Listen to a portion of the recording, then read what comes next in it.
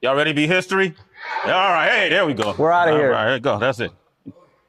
Sway, so Yes. before we get started, will you please sign this for me? Oh, shit. Damn. Wow. Wow. Look at how, yo, you look at like that. a kid. You're a kid there. Damn, man, I was a baby, bro. Crazy. That's our teenage years. Y'all didn't know I had bars once upon a time, huh? Yeah, you want me to say Marshall? You want me to say? Yes, please. Okay. That's M-A-R. That's H-A-L-L.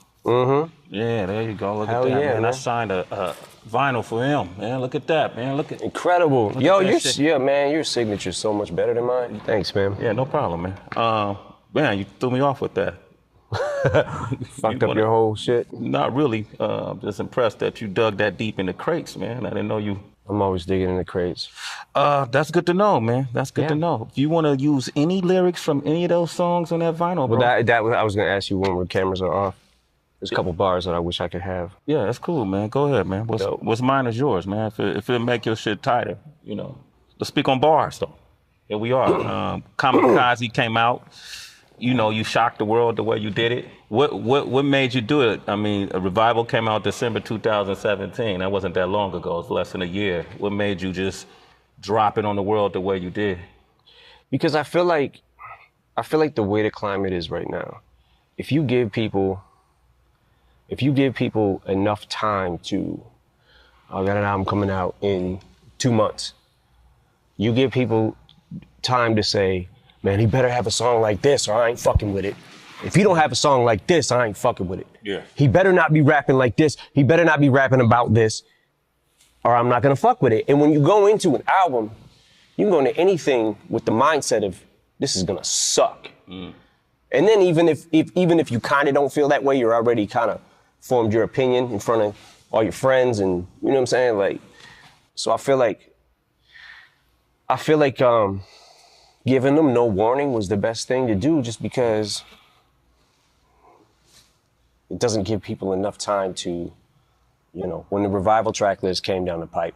Yeah, I remember that. It was like, overwhelmingly, this shit is gonna be trash. Yeah. And that was before nobody really wanted to be wrong about it. Yeah. They had already formed, I'm not saying everybody, but a lot of people had already, formed their opinions. So. Yeah, that was interesting. Like Revival really ran through the ringer, so to speak, before it even got off the ground. But, you know, this is that day and age. You know, it's different now, right? Yeah. You know, how have you adjusted to that? Like before, which is what I find interesting about you, before you spent your whole career being critiqued and criticized by organizations like LGBTQ community or college campuses or police departments, you know, but hip hop always stood by you. So that was, that's where you found your refuge. But now it came from inside of hip hop. You know, how did that affect you? Me sitting back and seeing things that I saw, it was kind of like, I felt a bunch of different ways. I felt like, okay, maybe because it doesn't sound like everything else and what most people are doing, maybe that was what tainted their ear. Because I remember a time in hip hop where you had to be so different from the next person or you were trash. There's a shift somewhere that happened that if it doesn't sound like everything else, then it's trash automatically. Yeah. And I just sat back like, okay, all right, I can take that. It's not like I can't take constructive criticism, but I feel like it kind of went beyond constructive criticism. So I had to go back to it and look, I have made albums that definitely probably would not be the top of my list. Encore. Okay. Relapse, which I believe Encore is a better album than Relapse. Relapse is something that I looked at in a couple of years, went back to and cringed at. I was like, oh, Jesus Christ, I didn't even realize I was doing that many accents. I just started, for whatever reason, I just got into it and was just like, started on this weird serial killer vibe kind of thing. Yeah.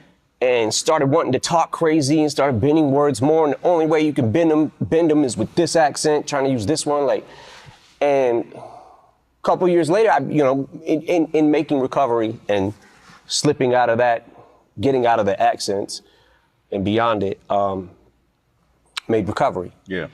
And I always say that if it wasn't for relapse, I wouldn't have been able to make recovery. And if it wasn't for revival, I wouldn't have been able to make this album. So I'm good with it. It just, some people more than others went a little far with it. A little far with it. I want to get into that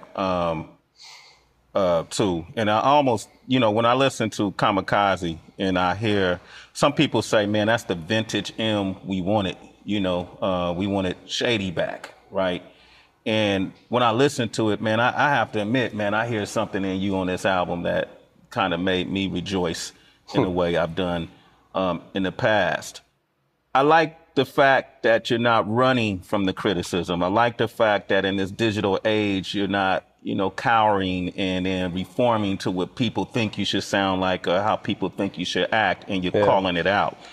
And I actually like some of these review shows that you see on YouTube, and they take people's music and they have fun with it. I look at these kids, and I see us when we were young. I see myself when I was younger before YouTube, and we'll go through a G-Rap album and, oh, this was dope, that was dope. A Far Side album, this was dope.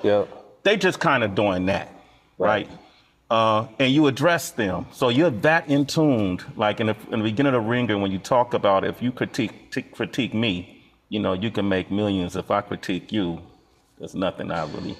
Yeah, it gets into the territory where it's like you got, okay, so since the internet has become what the internet's become, and since YouTube and all that, you've got so many, how can I say this? It's almost like not enough Indians, too many chiefs. So it's like everybody on the internet, and in hip hop especially, it seems like either a rapper, a DJ, a writer, a producer, has something to do with it. And I love the fact that so many people now have been able to get on easier than it was for me or you back in the day, because we didn't have this platform. So I appreciate the platform. It's just that now you've got people that not only are doing the same thing and they can do it better, but you've got people who don't do anything and are just critiquing it. So I sat back and I'm like, okay, that's fine. People can talk crazy about me. That's fine. They should express themselves, and they have a right to. But I also get to say whatever the fuck I want about you now. Like I said, I'm good with revival. Fuck it. Because I couldn't have made this album without that. Yeah. And there is something, I'm not gonna lie, there is something inside me that is a little more happy when I'm angry. It's like, as bad as it feels to be there, there's also something about it, there's a rush of it that I like, because it inspires me to say something back. So you get in that weird area too, where it's like, oh, he says he doesn't care about what anybody thinks about him, but now he cares about what everybody thinks about him. No, he's just saying he don't care. He'll say anything he wants about you if you say it about him, because he doesn't care. Like, there's so many different levels to not caring about shit. You know what I'm saying? But it was interesting. It was definitely interesting, because I'm like, how fucking off is my ear? Yeah. Jesus Christ. Like, and then it was interesting to watch the reaction of the Chloroseptic remix verse that I did. Yeah, with 2 Chainz, and you put that out in January, and you touched on, you guys formed your opinion just from a track. And that's where I was at. Yeah. At that point in time, that's definitely where I was at. But I watched people going, oh, why wasn't this on Revival? Honestly, what if I said it was on Revival? You won't know, because you didn't listen probably. Yeah. But I kind of felt like, okay, I guess this is what people might want. Because I'm always stuck in that, what the fuck do people want? Like you were saying, that the old M is back and he's too old to be the old M. He can't do, like, no matter what, when I zigged, I should have zagged. No matter what, you got half and half every fucking single time. You kind of say that. You allude to it in one of the songs where you said you set the bar so high that, you know, at this point, you know, everything's considered a failure. Like you're almost competing with yourself. Yeah. And you touch on it a lot in every song. Well, not every song, but majority of songs you touch on it, I appreciate. But I have to, like, the Joe Budden thing is really interesting because that, along with MGK, of course, is making a lot of noise out there. Mm-hmm.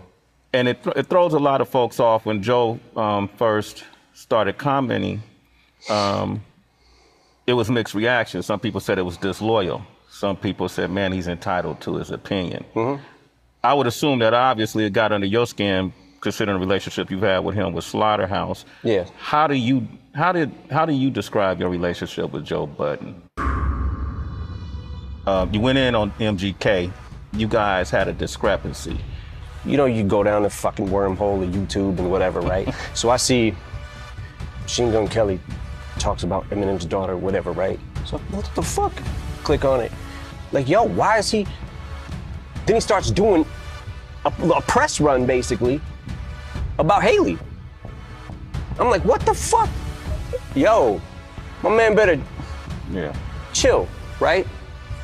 So that's not why I dissed him. The reason I dissed him is actually a lot more petty than that. Now I'm in this fucking weird thing because I'm like, I gotta answer this motherfucker.